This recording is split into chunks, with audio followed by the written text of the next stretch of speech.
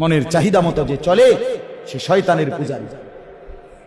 হযরত আব্দুল্লাহ ইবনে আব্বাস বলছে, ছেলেরা শোনো মিয়া, হযরত আব্দুল্লাহ ইবনে আব্বাস নবীর সাহাবী বলেন, যে মনের ইচ্ছা মতো চলে আল্লাহ রসুলের হুকুম বাদ দিয়া সর্ব ব্যাপারে, সে মুশরিক। সে কি মুশরিক?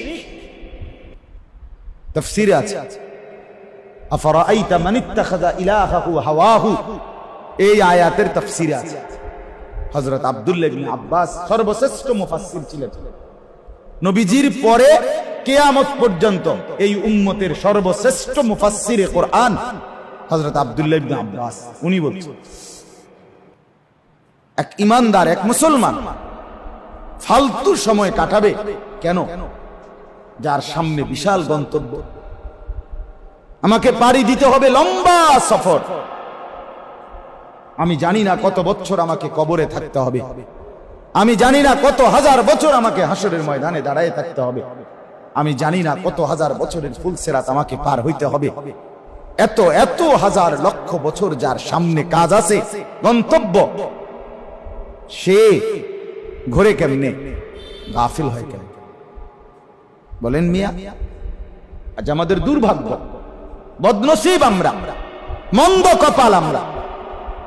শক্ত সামর্থ্য যুবক 18 বছরের তাগড়া ছেলেটা বলতে পারে না তার জীবনের গন্তব্য কি, আসছে কোত্থেকে, কে পাঠাইলো, কেন আসছে, করছেটা কি, কি করা দরকার। হায় আল্লাহ, এর চাইতে জন্তু জানোয়ার তো আরো ভালো হওয়ার।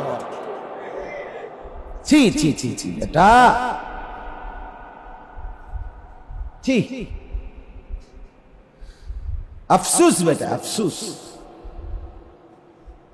আফসুস ছাড়ার কিছু না। কতক্ষণ মোবাইল দেখতে, নারী কতক্ষণ দেখলে শখ মিটবে, উলঙ্গ ছবি কতক্ষণ দেখলে ভালো লাগবে বলে। এক মানুষ, আমরা আসছি পৃথিবীতে শুধুই আমাদের শাহওয়াত, লজ্জাস্থানের যেই চাহিদা, যৌন চাহিদা যেটাকে বলে, এটা পূরণের জন্যই আমরা পৃথিবীতে 60 বছরের জন্য, 30 বছরের জন্য, 50 বছরের জন্য আমরা পৃথিবীতে আসছি, শুধু এই জন্যই না? তাইলে বলো ছেলে, বলো,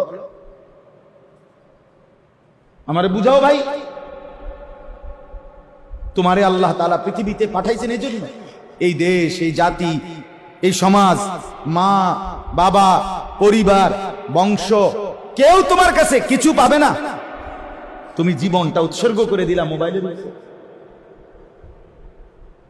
তুমি এমন সুন্দর